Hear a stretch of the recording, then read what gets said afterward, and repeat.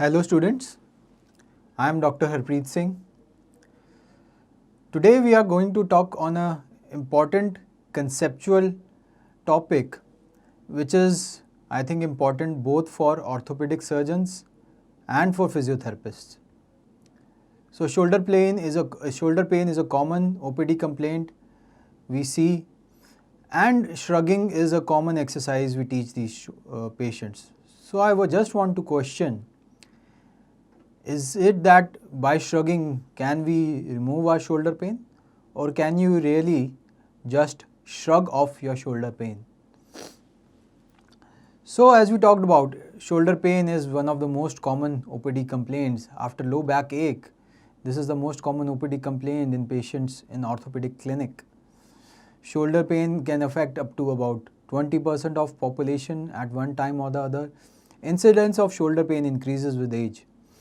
And the most important cause of shoulder pain is impingement syndrome. So impingement syndrome is one of the most common causes of shoulder pain with which a patient presents to you in your orthopedic OPD. The problem with impingement syndrome and many other shoulder pathologies is that the vagueness of their pain or discomfort. Usually the pain is not at one site, it's over a range, spread over an area. These shoulder pains can be quite confusing with similar pathologies occurring in the cervical spine. The symptoms may be quite similar. The pain here, around the shoulder girdle, behind the neck, radiating into the arm. Neck pain is also very common in these patients with shoulder pain. So there are too many overlapping clinical signs and symptoms. So diagnosis can be quite non-specific. Again, treatment to these patients, especially impingement syndrome, we treat a lot of these patients with symptomatic treatment, NSAIDs, hot packs, ice packs, exercises. We prescribe all these to our patients. What sort of exercises? One of the most common exercises we prescribe is shoulder movements, shoulder shrugging, rotation in shrugging, all these exercises we prescribe. But do these exercises really help the patient? If you ask the patient, he says, I don't know. If you ask the doctor who prescribes them, he says, I don't know. If I ask you, do you really know the answer? Do these exercises help?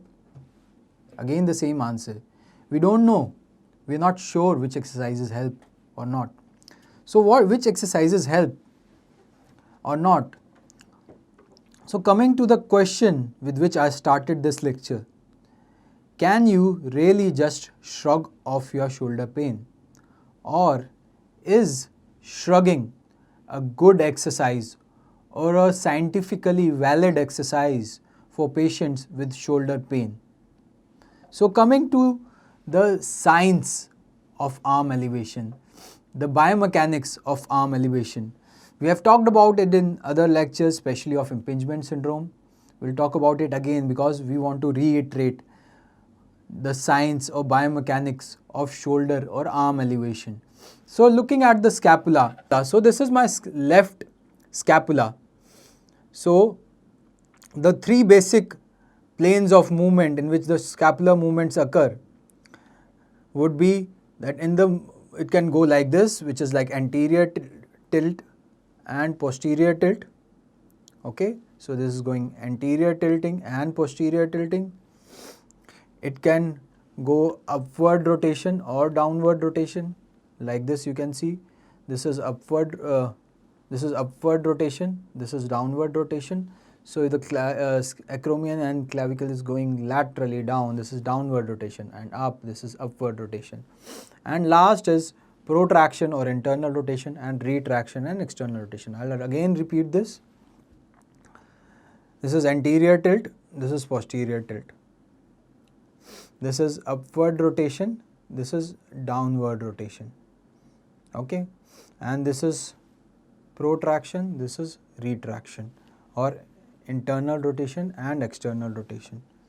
If you look at the clavicle movements, this is my clavicle, again left clavicle, medial end, lateral end.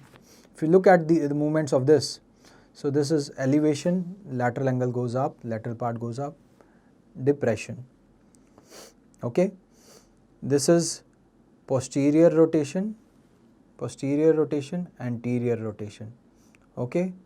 And protraction and this is retraction. So again 3 movements: left clavicle, elevation, depression, protraction, retraction, posterior rotation, anterior rotation.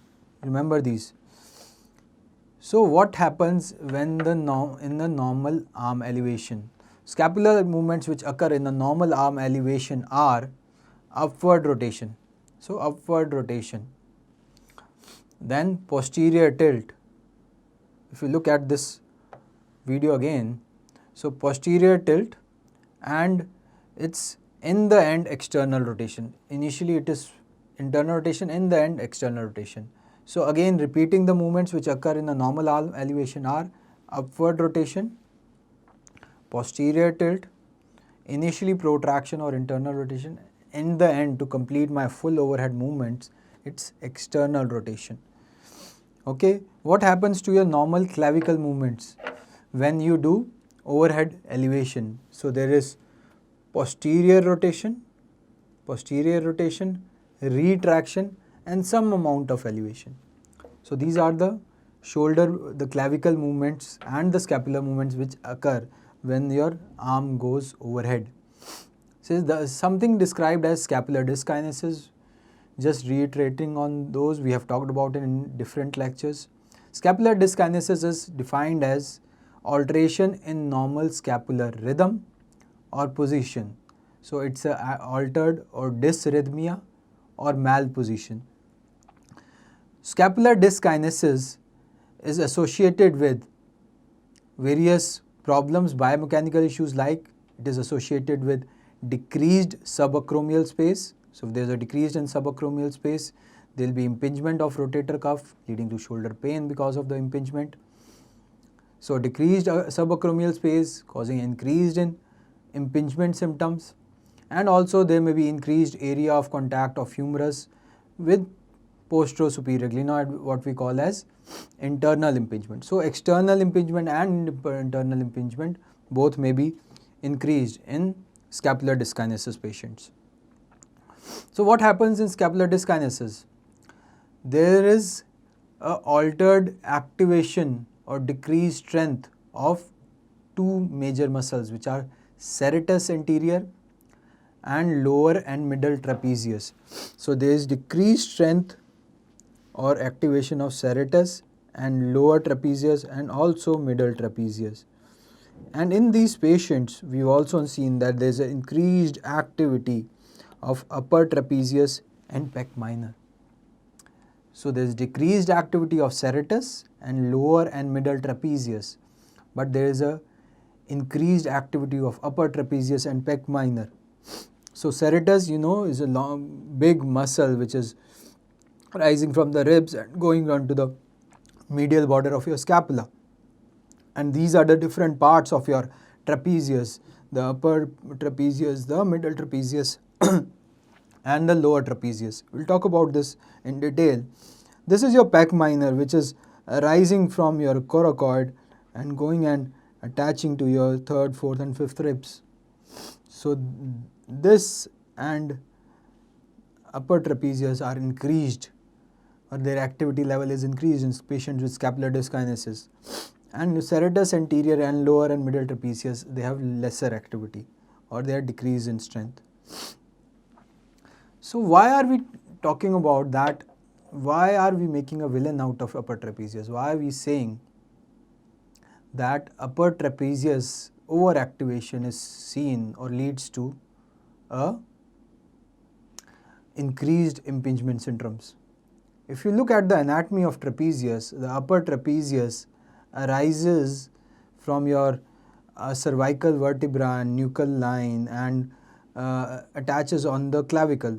So it would be doing, what it would be doing is coming like here, coming from up, cervical spine attaching right here. Okay, so this would lead to a elevation of trapezius. So won't it increase my subacromial space?